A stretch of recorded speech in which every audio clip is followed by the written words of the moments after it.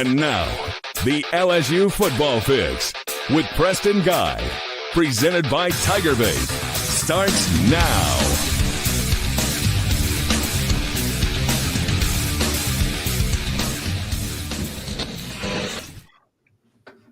And let me remove that background graphic, shall we? And welcome in to your LSU Football Fix, presented by Celebrity Theaters. I'm Preston Guy, your host as always each and every Monday night at 8 p.m. on the Tiger Bait YouTube channel.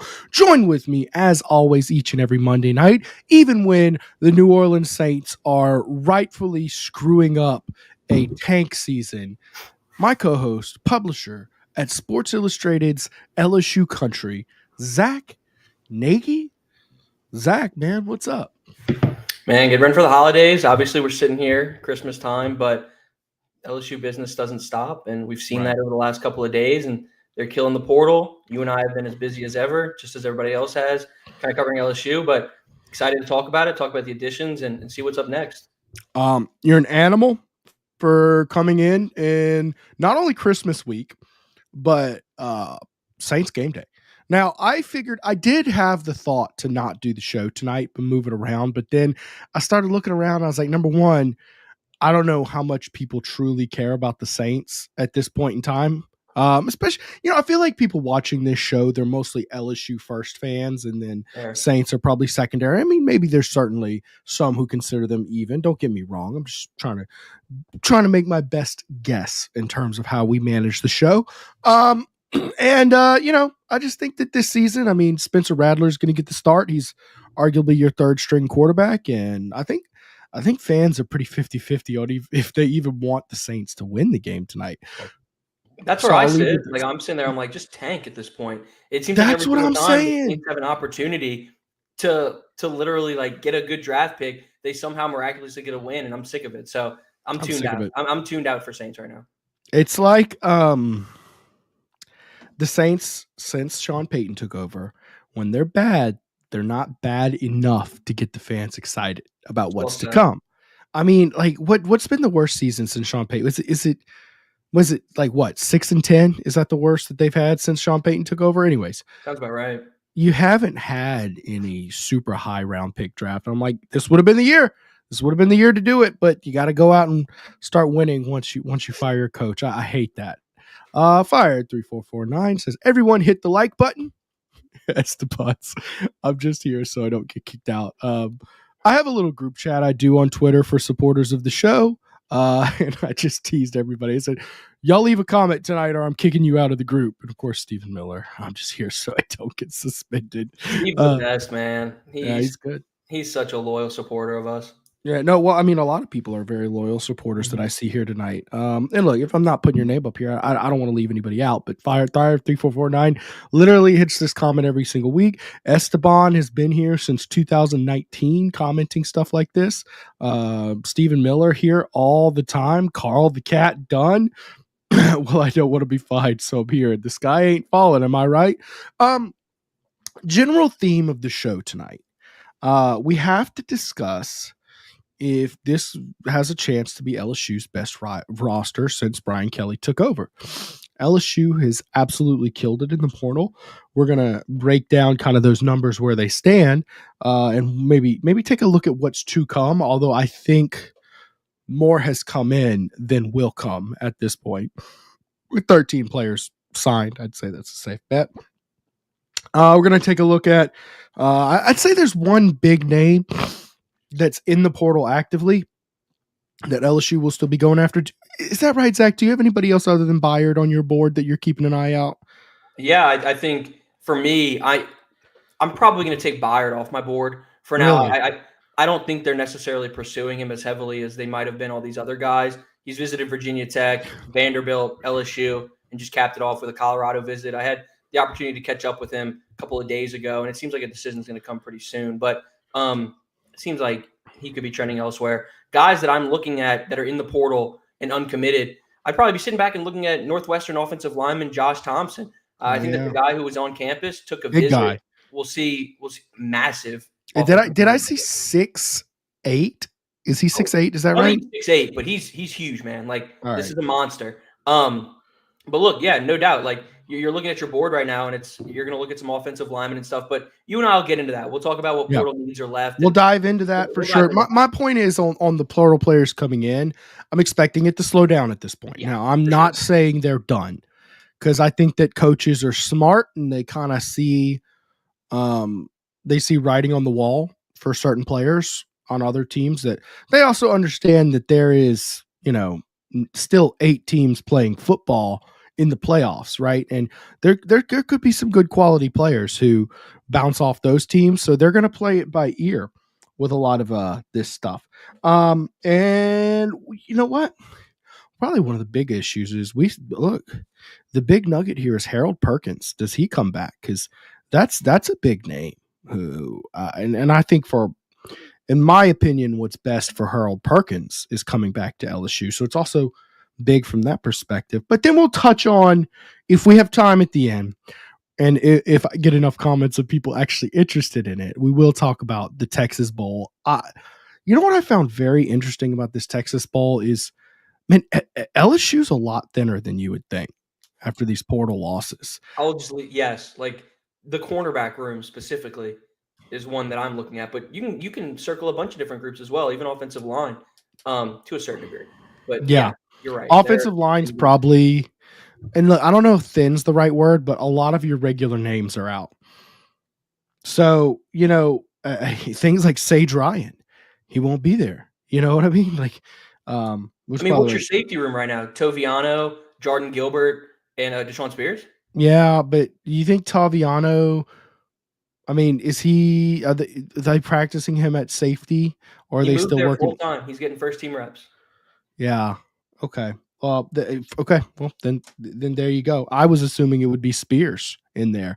Anyways, of course, we've only had a very limited look at the team so far. In fact, what I found hilarious is the 2 plays that they showed of Nussmeier with his 2 touchdowns. You have fans psychoanalyzing and reporters. In fact, Wilson did a really good job of all right, guys, the throws are great, but here's who's your starting offensive line. And it was very interesting, by the way, the shuffle that they decided to go through. So we'll touch on all of that tonight.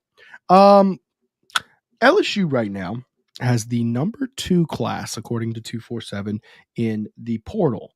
Now, granted, I want to throw this out here. The number 1 class is Texas Tech with 17 players committed. So that's surely a volume type metric for them. So arguably LSU, in terms of getting quality players, there's a strong argument that LSU has the strongest portal class in the past. And to compare that to past years, in 2022, LSU actually had the number 3 class per the same metric. 2023, they had number 4. And this last season, they had the 43rd ranked class. And I think it kind of showed. I think that, I think maybe Brian Kelly had a year where he thought, well, we've been recruiting players and bringing them in, so I think we're good enough. No, I think it shows that the formula to success is bringing in 40 good players every year. Used to bring in 25 to 30. I think 40. You need 15 from the portal, 25 from high school. Am I off basis saying that will be the thing? You have to bring in talent on both levels to be successful nowadays? Yeah, no, I think you're absolutely spot on. I think you're going to see roster kind of turnover every single year, obviously, with the new portal era. Right. And you got to bring in guys at the high school level to kind of balance things out in the long term, but portal players to come in and help in the short term. And I think that's exactly what Brian Kelly and this coaching staff's kind of strategic plan has been so far. You go out and you get a top 10 class at the high school level. Obviously, you lost some guys at the end. You had a top 5, top 3 class. But nonetheless, you go out in the portal and you get some guys for the short term because you enter a must-win season in 2025. So you go out and you get some guys there. So both levels, like you were saying, I completely agree. You're going to have to see some kind of roster moves from the high school level and portal spot as well. Yeah, no doubt, man. If you're looking at this class and you talk about top players, you have 5 of the top 52 players per the On3 industry rankings, where they combine the rankings from all the portal services. 5 of the top 52. You've got 8 top 100 and 9 of the top 109. Now, I know I'm cherry picking that number, but the fact is 9 of 109 is just very impressive to me. I mean, we're talking. I mean, you're like what 8.5% of the top 109. I mean, Yeah. it's an impressive haul, and of course, this haul is made possible by Segway. guess who? Tiger Bait partner, the Bayou Traditions Collective. Guys, we're proud to announce this new partnership with LSU's Bayou Traditions Collective to help raise awareness for how fans can help provide funds to provide NIL opportunities to selected LSU student athletes.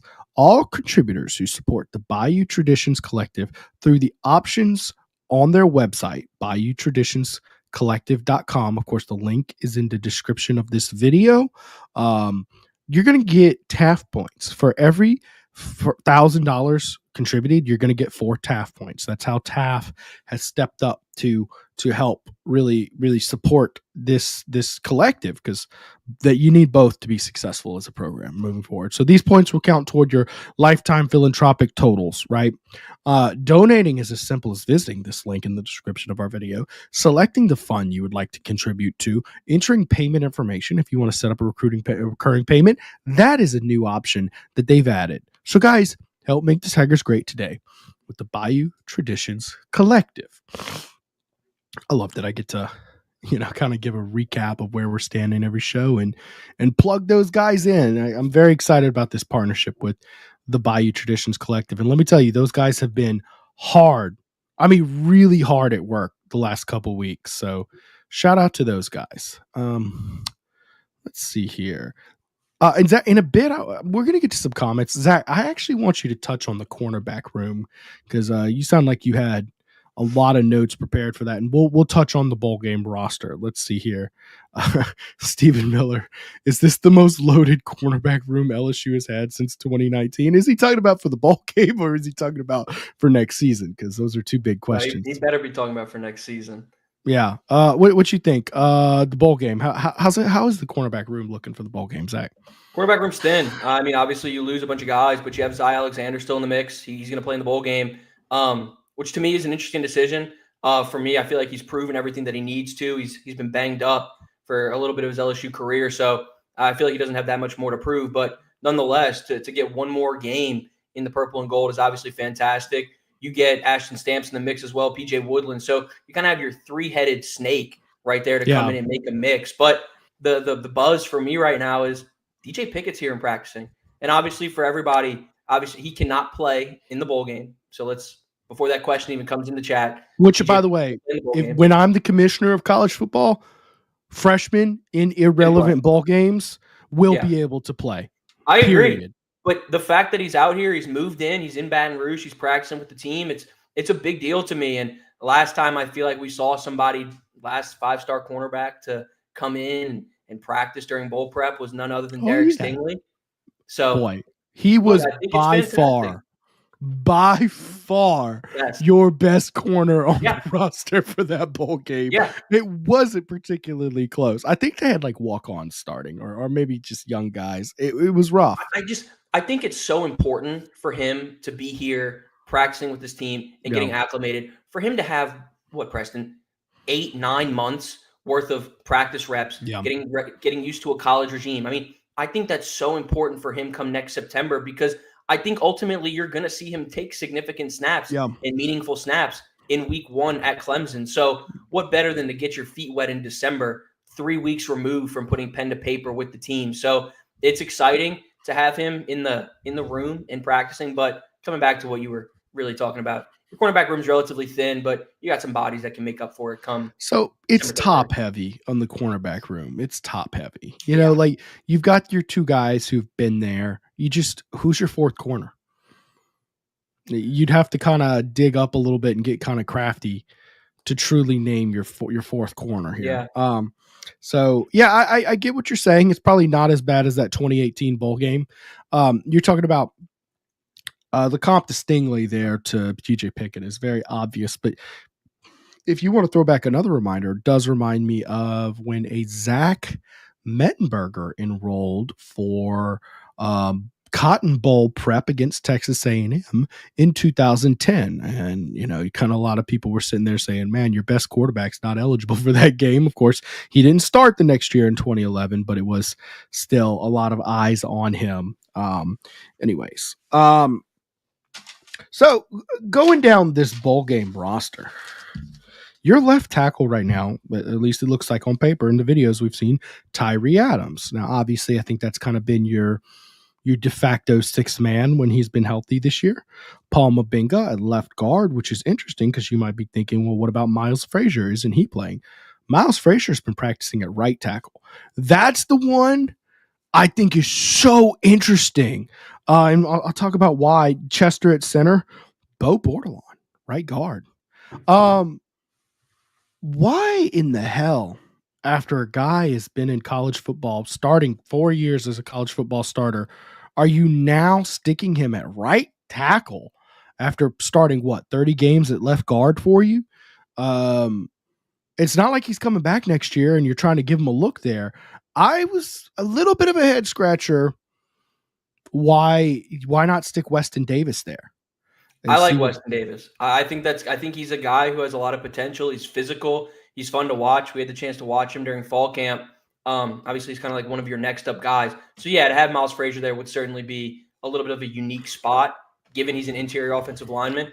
I wish I could give a better understanding because his game at the next level would certainly be in the interior offensive line spot. So it's not like he's getting looks at the exterior, let's say the tackle spot for the pros. So it's a unique spot. And of course it's a favor to Frazier. I'm almost certain it's like hey man, you're going to stick around for the bowl with us. We'll reward you and, give you some film at tackle for the scouts. But my thought is that I still, you're trying to make LSU look better and try to give guys looks. The only other thought is that you'd rather get a look at Bo Bordelon than Weston Davis, which is interesting. Bo Bordelon in his, he's been here multiple years now, and Weston Davis, this was his first season at LSU. So, an interesting call there for sure. Now, I have a comment very similar to this, so I'll put this up here. We're looking at the Tradez Green show for this bowl game because he's basically the only tight end on roster for this. Your only scholarship tight end. Yeah, I'm sure they'll have some walk on or something like that. Slide on over. Borderline there because he was wearing that 89 jersey for. That's true. Yeah, that's true. Borderland has. Well, they probably won't be running too many 13 packages out there, but anyways. Correct. Does he play on January 4th for McMahon? Now, I think you would have better insight on that than I would, Zach. Is he supposed to immediately go play basketball after football season's over? That almost never works out. The sell during the recruiting process was that he was going to be a two-sport athlete and try to play basketball. Now, do I think that if he's suiting up for the team that he'll play? Probably not. I think football shape and basketball shape are two different things. And then you're going to look to throw him in the fire right when SEC play starts in January. I just don't see where that works out for this team. Yes, you're pretty thin. You've seen a lot of guys get injured or step away from the team right now. So bodies-wise, you'd like to have additional players, especially with a guy like Tradez. But when it comes to suiting up and playing meaningful, impactful minutes for Matt McMahon's squad, I just don't see it. I just don't see it right now. Yeah. It rarely works out. And I understand that was the sell to him. I'm just, man, there's been a lot of players to come in who are like, oh, yeah, he's going to play basketball too. And then you finally start to see what that grind is actually going to look like. And it never works out. I can name maybe a handful of players to actually pull that off, but it's obscenely rare. The wide receiver room. Do you think that wide receiver room might be thinner than corner, don't you think? Yeah, I mean, it's a pretty unique spot right now. I think you bring Aaron Anderson back in the fold, and it's your wide receiver one for the bowl game pretty much. Chris Hilton is a guy that everybody's excited about. He kind of had that rise towards the end of the season. Xavier Thomas is a dude, of course.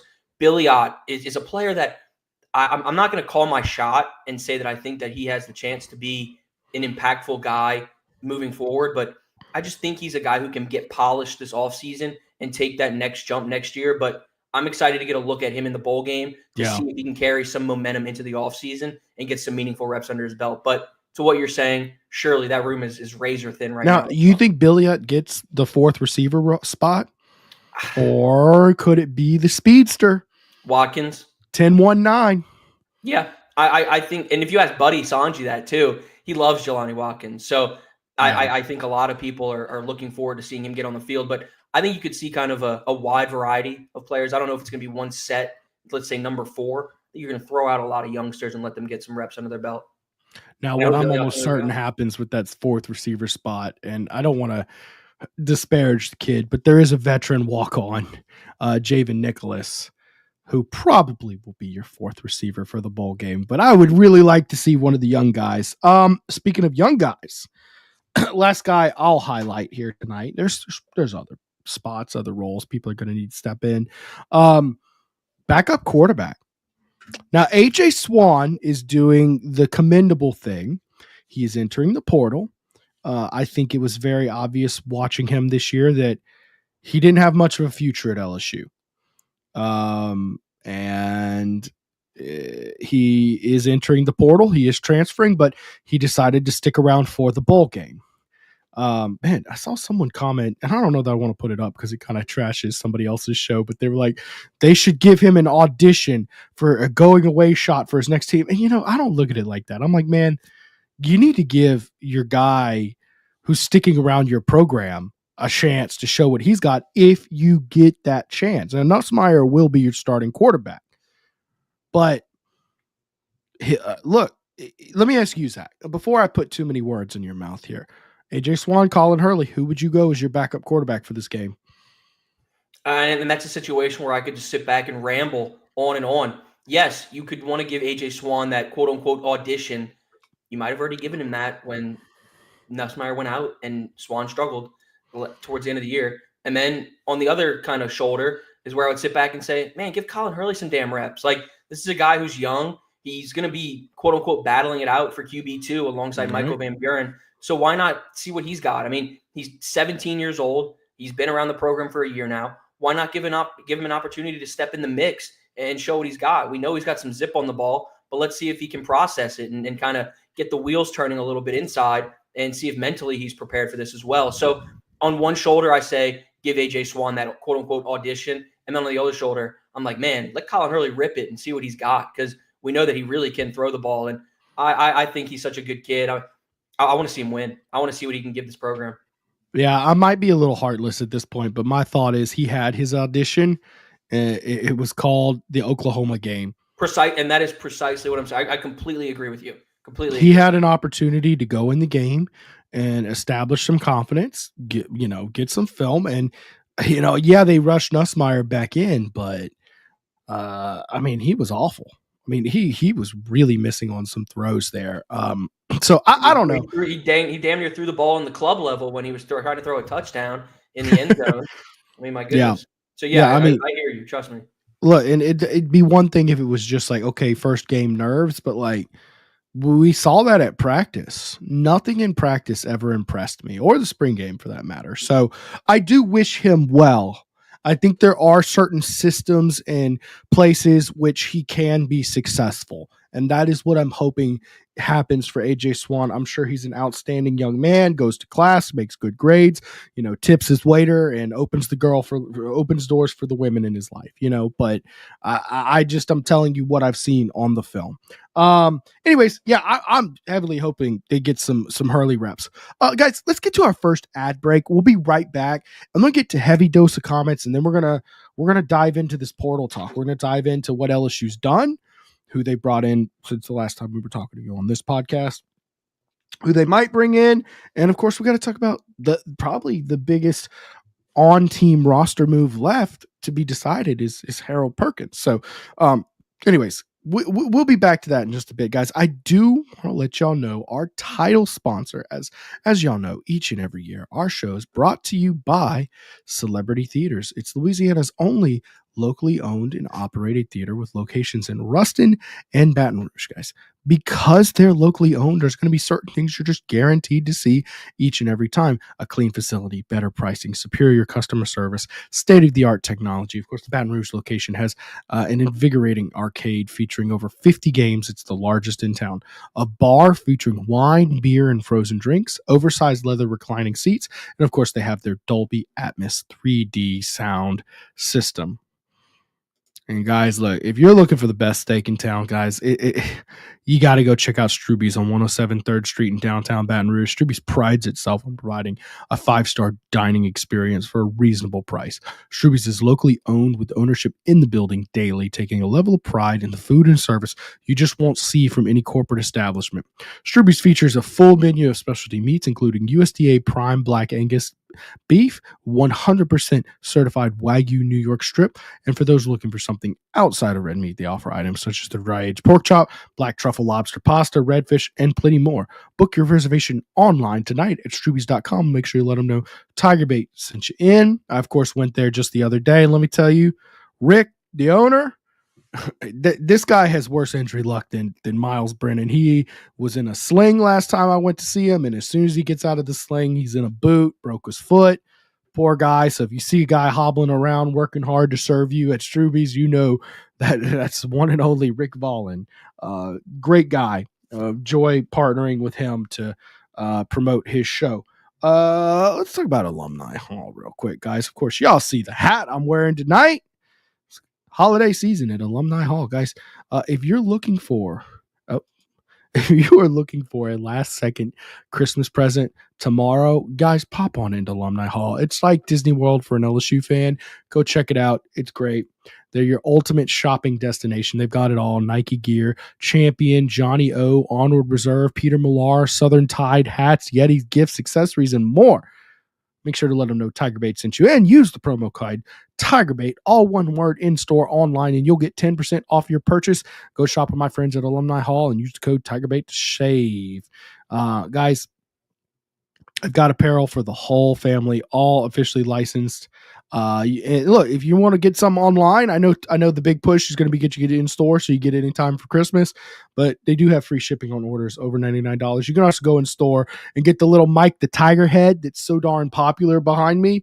You can get that and also use your promo code on that. It turns inside out into like a little like warm jacket. It's kind of freaky, actually. It's a little bit weird. I one day I want to pop it open on show and show y'all, but maybe if I get a good super chat asking for that, I'll do it one day, but it's a little difficult to get back in. Let's hear from Genesis and we'll be right back into your comments.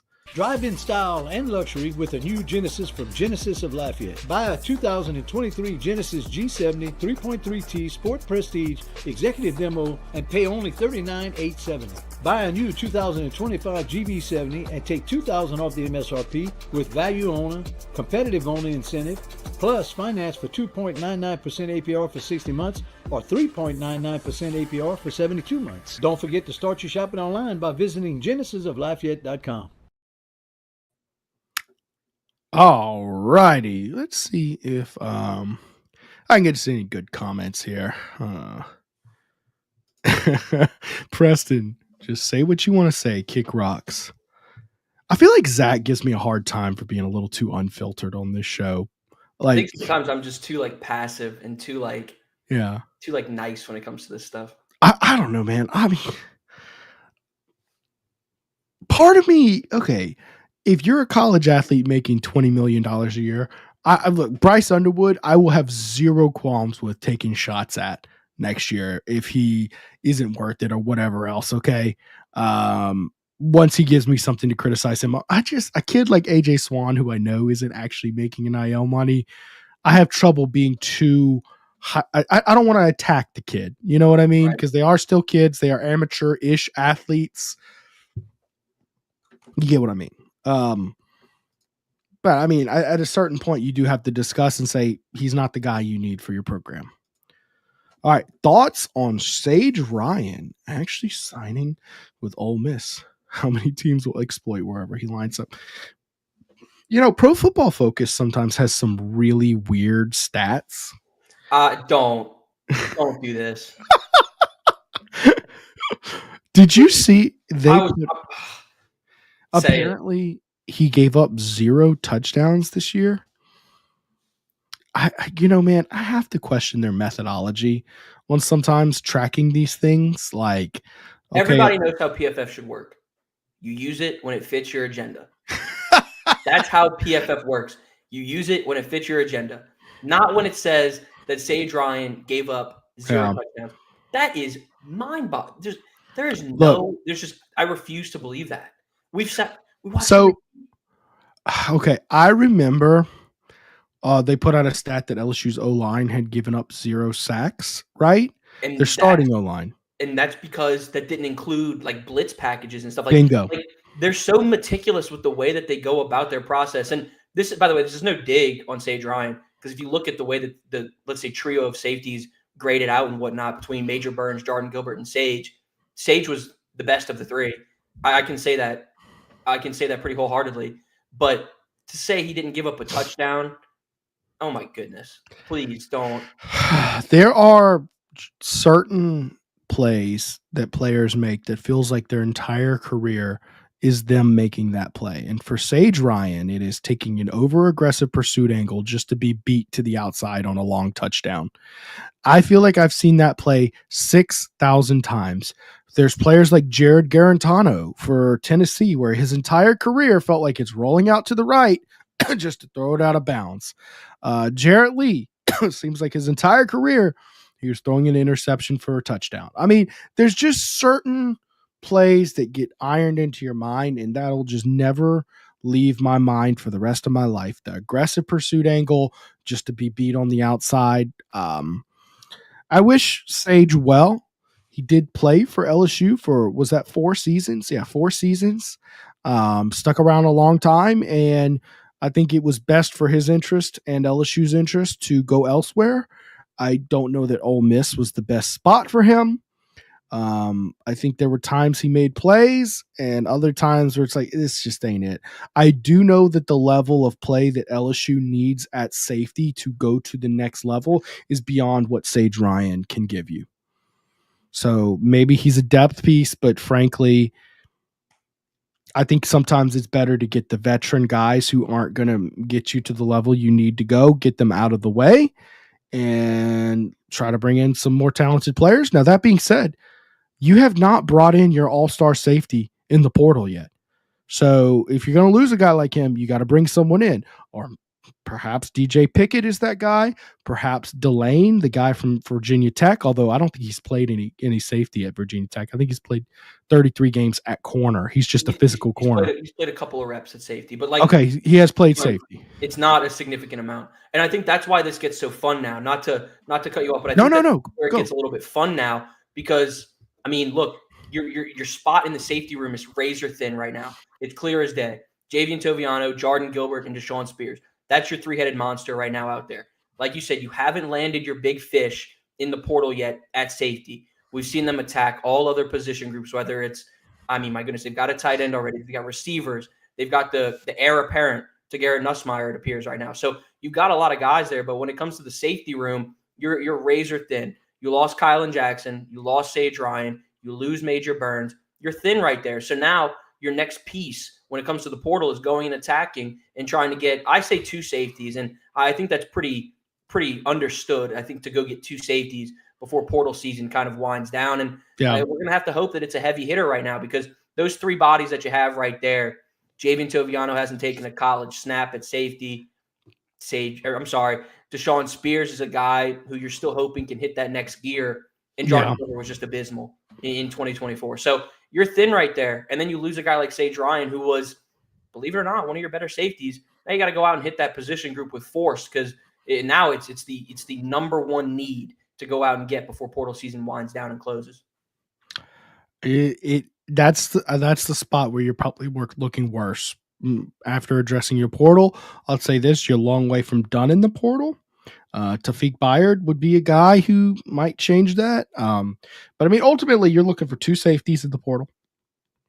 And talking with people, I think LSU will take 2 more offensive linemen. You're looking for a tight end. And, that would be your baseline concerns right there. aside for that, you're looking to add quality, right? But I think those are your needs where you need bodies right now. You said safety, O-line. 2 safety, 2 O-line, 1 tight end. Yeah. And maybe a defensive tackle. Maybe. I see you have maybe Sadir Mitchell you're adding, who, my goodness, what a big boy. He's a unit, but I think he's going to be a project. I think a project. You go out and get a veteran, because the only reason I say that, like, not even to go on another tangent, but you have Ahmad Bro and Don McKinley who are returning, and that's fantastic. But then you also have Jacoby and Guillory coming off of an Achilles injury in the trenches. That's going to be unique to see where he comes from. In Sean Washington, he's coming back, right? And he's a fun one too. He hasn't taken that many meaningful snaps. So I feel like for me, if you can go out and get somebody who's an experienced veteran who's proven themselves in the trenches, that'd be a fun one. But that's kind of like an honorable mention when you're talking. But we're forgetting about the biggest name on the board for LSU coming back. That's Jacoby and Guillory. And I said but he's coming off of an Achilles injury. And so for me, it's like, okay, true. I get it. Like, you have bodies there. But if you can go out and get another experienced veteran, I think that'd be critical in the locker room just to help lead these younger guys in Don McKinley, Ahmad Bro, etc. But again, that is such an afterthought. I think, like you alluded to, 2 safeties, 2 O linemen potentially, and then maybe another tight end. I think those are your kind of positions of need. If you can go out and get another kind of rotational piece in the trenches at defensive tackle, go for it. But obviously, it's not at the top of the totem pole when it comes down to it. Yeah. And look, in terms of, are you worried that Sage Ryan goes to Ole Miss and now you're using him against you? Guys, I look, I mean, you watched him play for 4 years. Did he ever strike fear? Did he ever give you the kind of confidence that a good quarterback, won't be able to do anything against him? Whatever Garrett Nussmeier's over is, I think you're going to see some people hit that on yards at Ole Miss potentially if he's the starting.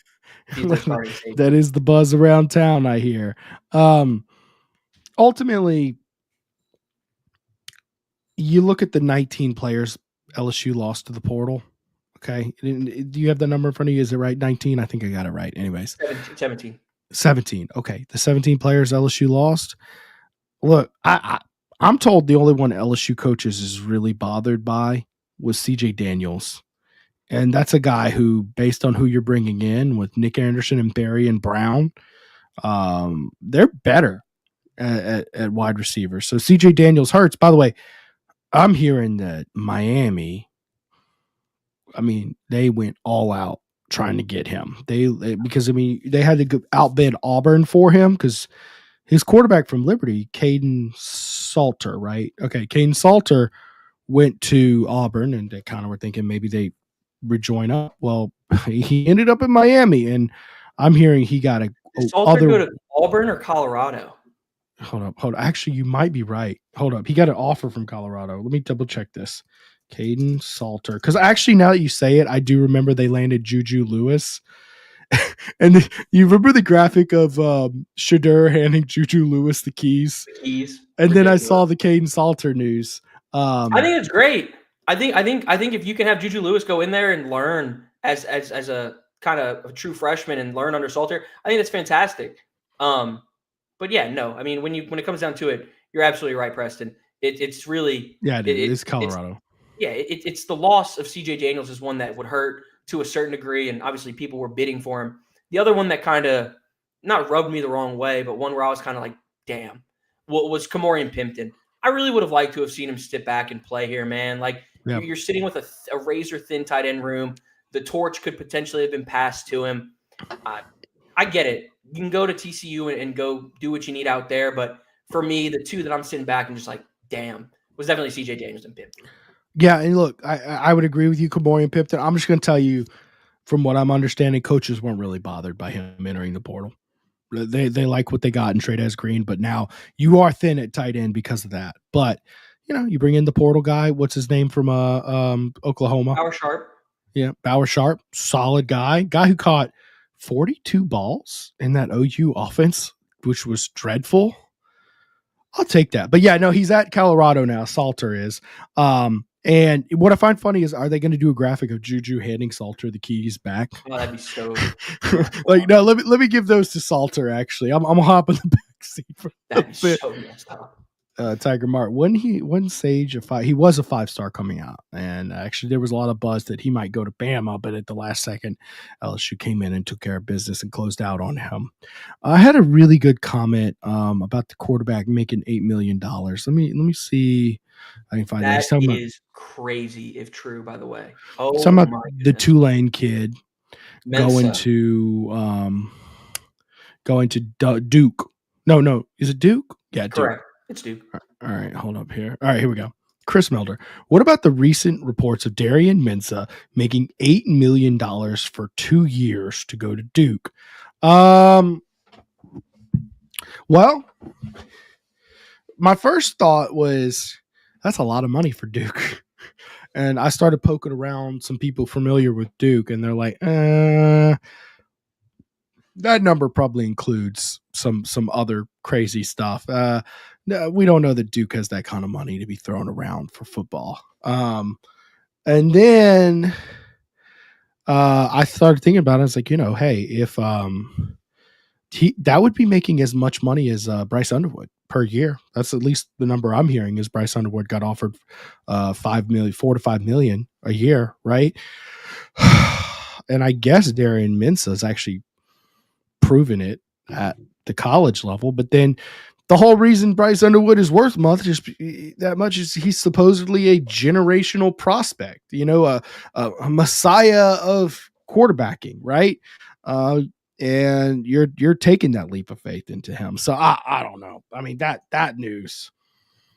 If that's true, Preston, are we going to sound like old by just saying like, what are we doing here? Like, and obviously, like, me, like we always joke around me being like the youngster and whatnot. And, like, it's true, but like, dude, if Mensa's getting $4 million a year, that is unbelievable. And I know teams are trying to dish out the cash now before revenue sharing comes in and all that. I get it, but wow, that's so much money. I understood Bryce Underwood getting that payday. I mean, he's a unicorn, and right. They were trying to steal him away from the SEC and LSU and whatnot. I get it, but if Mensa's getting that cash, good for him. Because damn.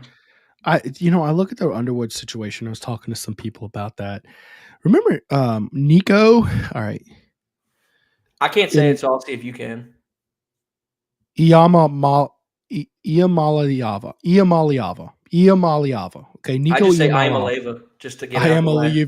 I am waiting for him to enter the portal one day, but from what I understand, his NIL deal sets him up to not actually be able to enter the portal. But anyways, what is it? $8 million over 4 years? Right. It was a monster contract they announced for him. And the thing was about Nico, you watch the film on him, he was a dude.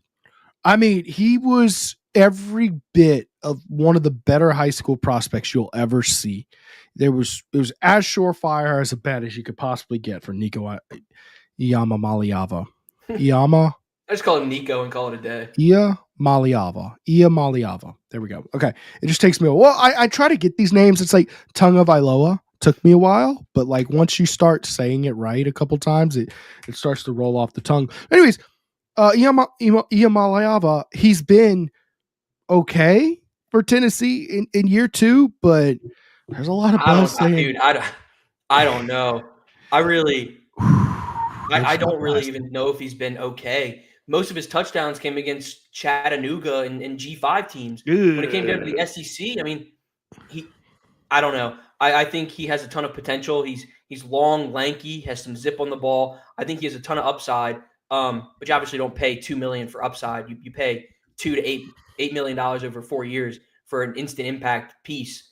And granted, he led Tennessee to the CFP, so you got to give him credit. But man, that's quite the investment. I'm not sure if it's going to ultimately pay off in the long run. I get getting into the CFP is a big deal, but I think when you're paying someone that much money, you expect it. Yeah, I also look at who did Tennessee beat this year that was truly impressive. Like, thank you. What? Yeah, I wasn't going to get into the nitty gritty, but correct. I mean, here's Vanderbilt too, or something like. Here's the very sad truth of the expanded conferences, not the expanded playoff, not NIL, not the portal. The expanded conferences. When you have 18 teams in a conference and you can only play 8 games, Look, I'm no mathematician, but that sounds like 10 teams that you will not play in your conference, right? So that's Big Ten, ACC, all that, all these super giant conferences.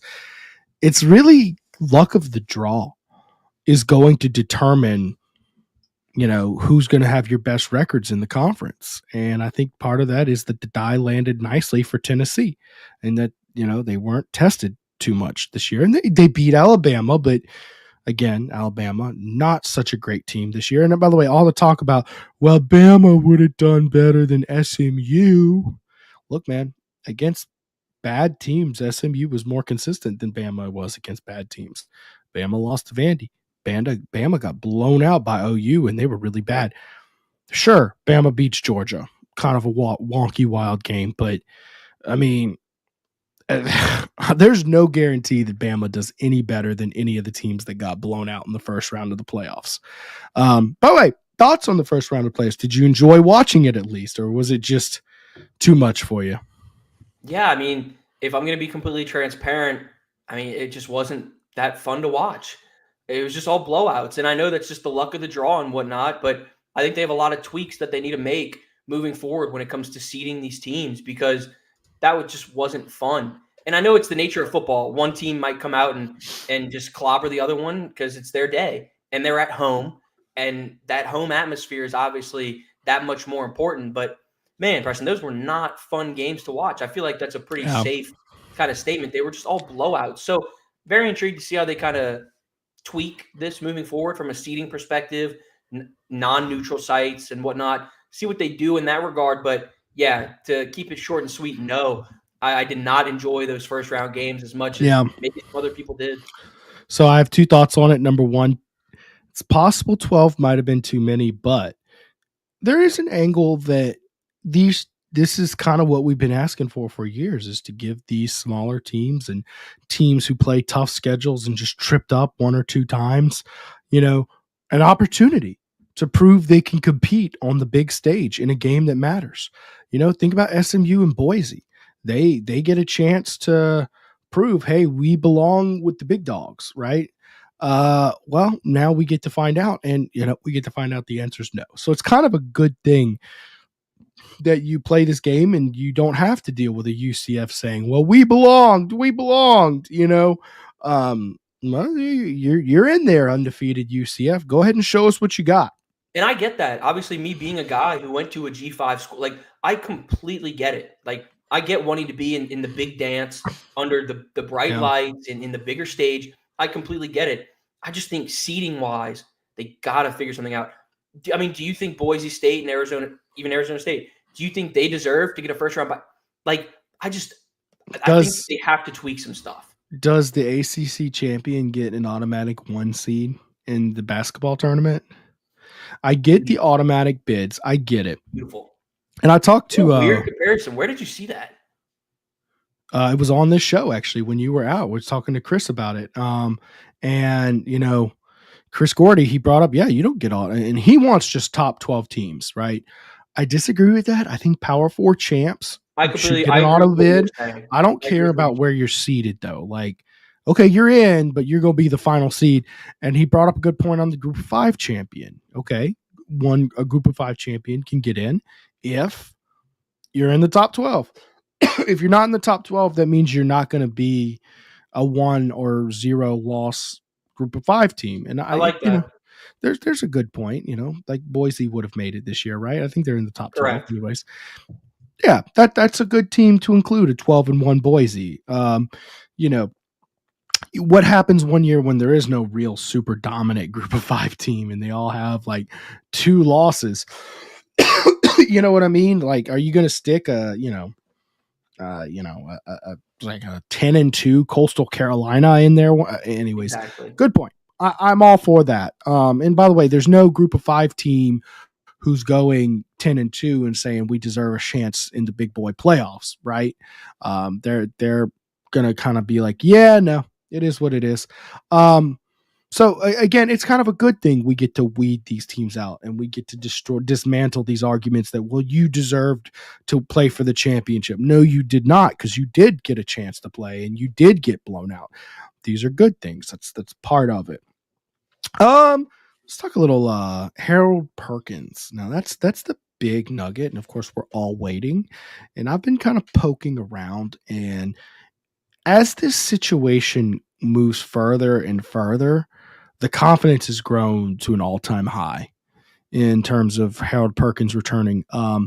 We might get a pause on just news in general, with it being Christmas Eve tomorrow, which, by the way, if you're here tonight, Merry Christmas Eve to y'all. But you might not see it, but I wouldn't be surprised if either the beginning of next week or into this week we hear something good in terms of that. Zach, was that kind of more or less where you've been at? You're kind of expecting Perkins to be back next year?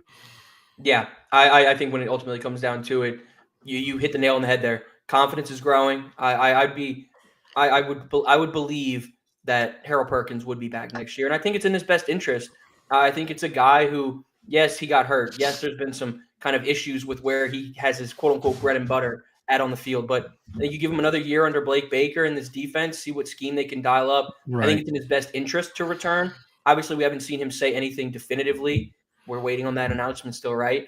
But if you're asking me my personal opinion when it comes to Harold Perkins, I would firmly believe that he'll be back in the purple and gold in 2025. Get back, continue rehabbing, and get back on the field. I think he can be a unique player, especially with this new star role for LSU. Let's say what position? What Yeah, I position think do you when think you he look plays at next this new year? defense that Blake Baker's putting together, I think he could be a unique guy, maybe in that star role, keep him a little bit closer to the line of scrimmage and attack. We know that kind of Brian Kelly says it all the time, that see ball, get ball type of player.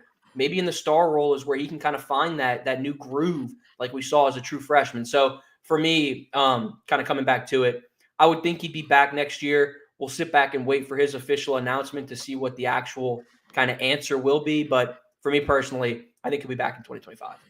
I would love to see him at Star. The one thing that does concern me about Star is, look, man, how many times have we seen Major Burns get beat deep this year? And again, and that's not to take a shot at Major Burns. The point is that you see that role is not just a glorified linebacker in this Now, defense. I need to go look at the numbers because I could be so off.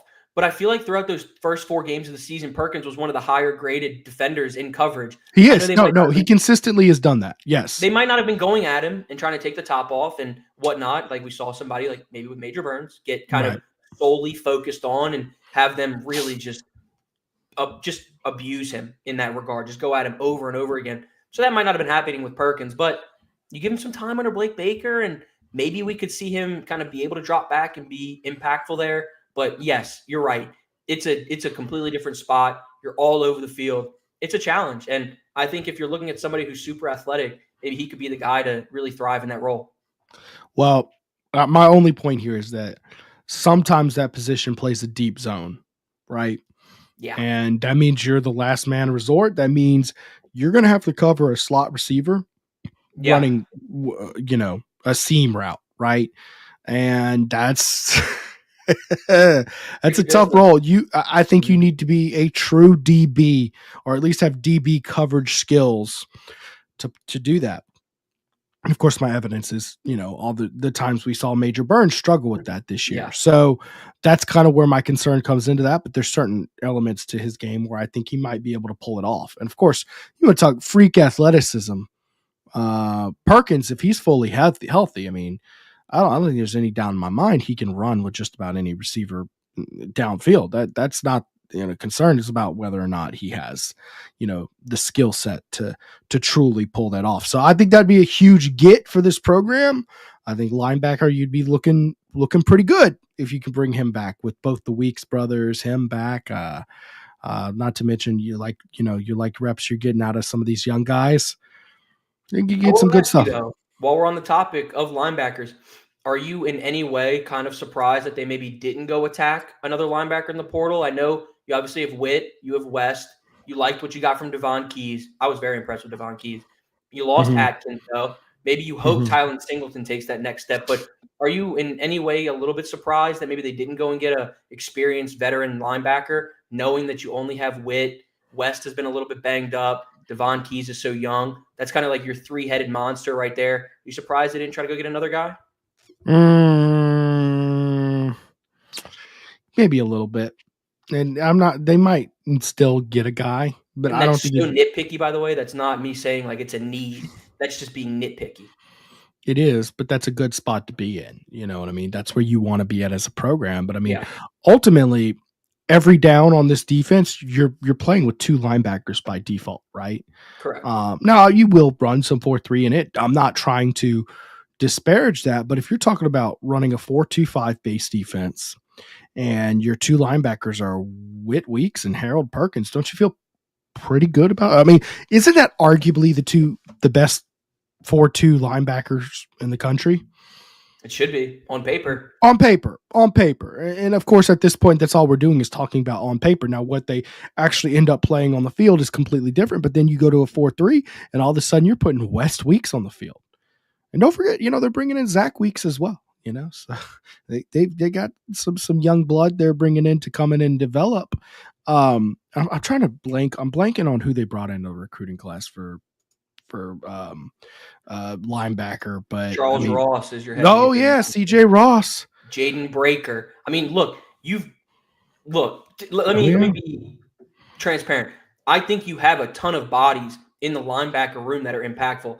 I think CJ Ross is fantastic. I mean, Keelan Moses. I forgot about him. He's okay. You're bringing in a really strong linebacker. You're the only program in America to have 2 top 10 linebackers signed to the program. Yeah. That is CJ Ross and Jaden Breaker. I mean, you have dudes, but for me, it's just experience. Like, I feel like if you could just be nitpicky and go get another experienced linebacker, you're flaunting an embarrassment of riches there that you just – I guess it's a deep question. It took me a while to think it through, but I'm like, for what? You've got your young guys who are developmental players, right? You've got the middle guys who've had some reps, but not been full-time starters. You have a veteran linebacker, West Weeks, on your bench coming in the game, and you've got 2 potential star players, not star backs, but superstar players in Perkins and Whit Weeks. For what? What are you going after? Who are you going to go get a linebacker? Exactly. Where would they fit? That's where it's just so nitpicky to the point where, like, I completely understand both sides. I love Charles Ross. Like, I really think that I've had the chance to talk to. I mean, that's a good kid, head on straight, and just a baller. That kid's a baller. So I'm excited to see what they do with the youngsters in year 1. But man, you got look at that this second level of defense.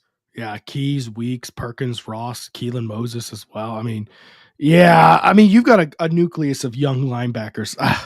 I don't see why you would go to the portal. That's good. Good on Blake Baker for putting this linebacker core together the way they have. And of course, all that is contingent on Harold Perkins coming back. Now, if Harold Perkins goes pro, I could see why you would want to go get a veteran guy. Oh, also Pyburn.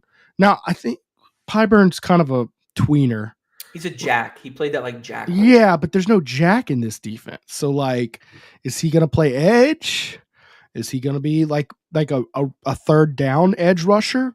Or is he going to play linebacker for LSU? I feel like more in this, he'd be more of an edge. But I completely hear where you're coming from. That's the versatility that Blake Baker's been looking for when you go out and get guys like this on your defense, like a Mansour Delane in the secondary, a Pyburn holding down that second level, can also put his hands in the dirt. It's a unique spot. Yeah, I'm really glad you brought up Pyburn because that wasn't going to be one that I even would have. Yeah, there's been so many names coming in and out. That's why I'm so into transfer portal. It's like almost like going back to signing class. I'm like, wait, pause. Who did they sign? Because I don't like have the list printed out in front of me because today's transfer portal talk and roster talk and bowl game talk. But I'm like, no. They're doing very, very well in that department. Let's get to one last ad break. And we'll be back to talk, take a few more of your comments and wrap up the show shortly there afterward. But first and foremost, guys, we got to thank our title sponsor for making everything we do at tigerbait.com special. Of course, they do their weekly savings specials where you get Monday is Senior Savings Day, where you get $5 admission for patrons over the age of 55. Bargain Tuesday, get your discounted movie tickets for all. A half price arcades and college night on Wednesday. Of course, you got your Thirsty Thursday at the Baton Rouge location every Thursday. guys, they do private movie screenings and events. Make sure to just send them an email, events@celebritytheaters.com, or visit celebritytheaters.com/events to check out what they offer for, birthday party packages, corporate events, or maybe you and a bunch of friends just want to take up a movie theater. Guys, they'll take care of you. They do an excellent job taking care of you. My mom did it the other day for her fourth grade class and absolutely loved it. They do good work there.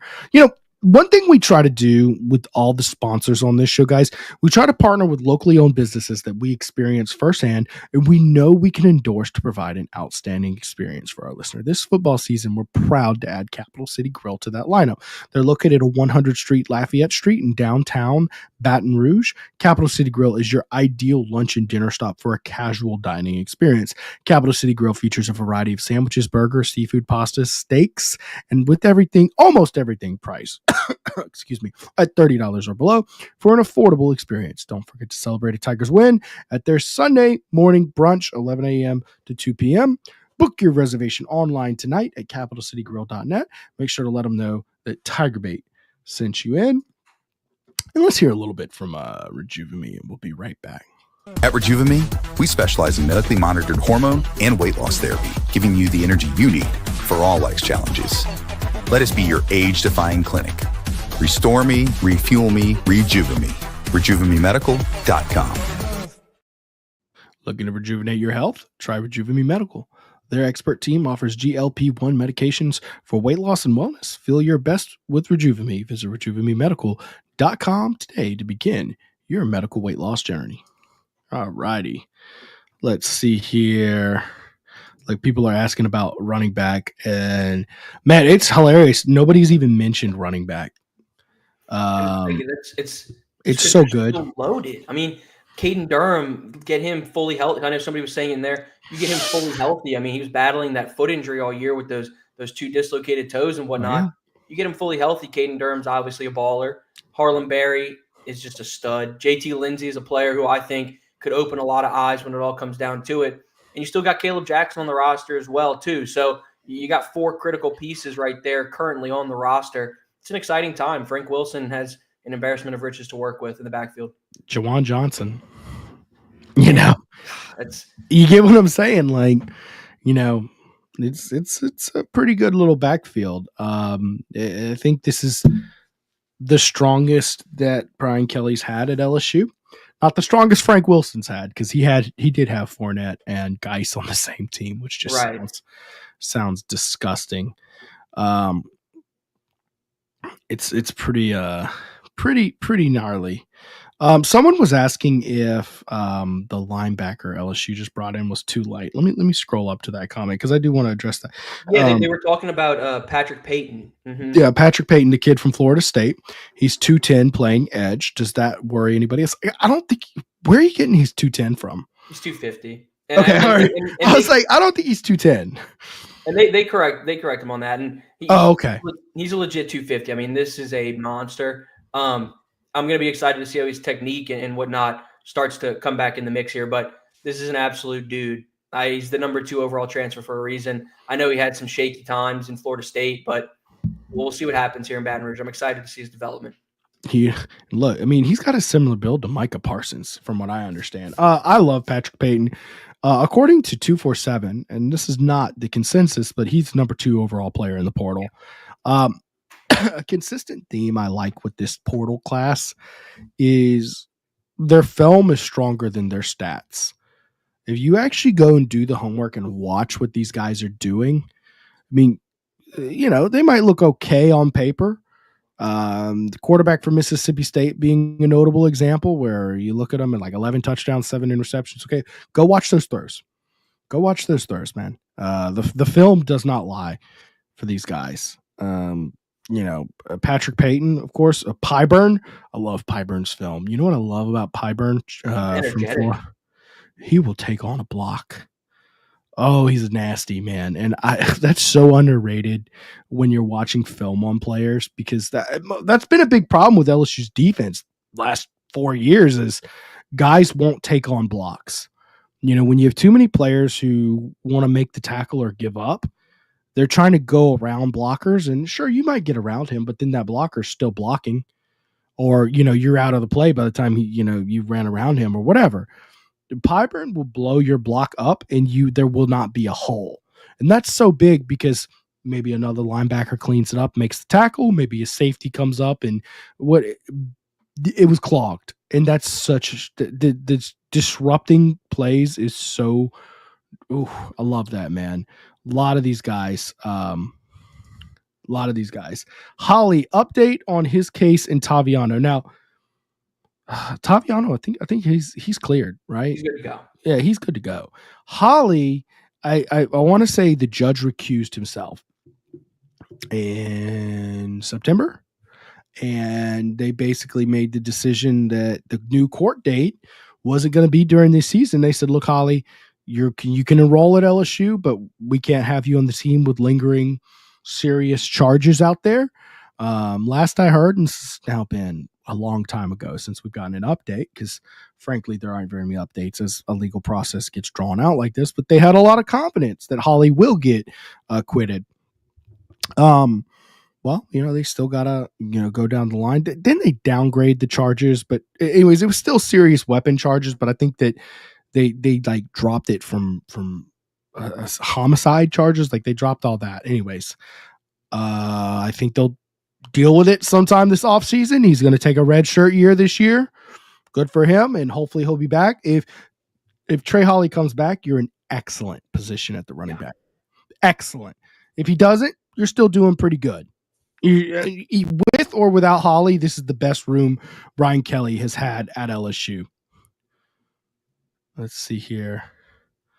Oh, someone gave my son a shout out. Shout out to Peyton Daddy. That's got to be Pooh Bear at the Golden Boot podcast. He's got a new name on his little channel thumb there. Thank you, man, for coming in. I appreciate it. Is Damian Ramos a senior? Hold up. No, he's not. He's like a junior, right? I think so. Hold up. Junior. Yeah, he'll be back. Which is why, by the way, they haven't gone after a kicker. Now, Oschendorf was a senior. Yeah. So that's why they went after a punter. A guy I love, by the way, Grant Chadwick. He was one of the nominees on the watch list for the Ray Guy Award. Shout out cousin Ray. 43.3 yards per kick. Man, he's a dude. I mean, he had a long one for 60 yards. That was his long in the year. Yeah. So this is a dude. You need somebody to come in and make a difference on special teams, especially at the punter position. You got it. 6'5". 6'5". You got a guy who can tackle too. So one of the complaints on Badger Harchett this year, who didn't play this year, but he at times it looked like he was battling Peyton Todd for the start. He's 5'8", 194, right? So you want a guy who can make a tackle. So he's got that big body. He got that big body. Guys, I appreciate y'all for watching the show tonight.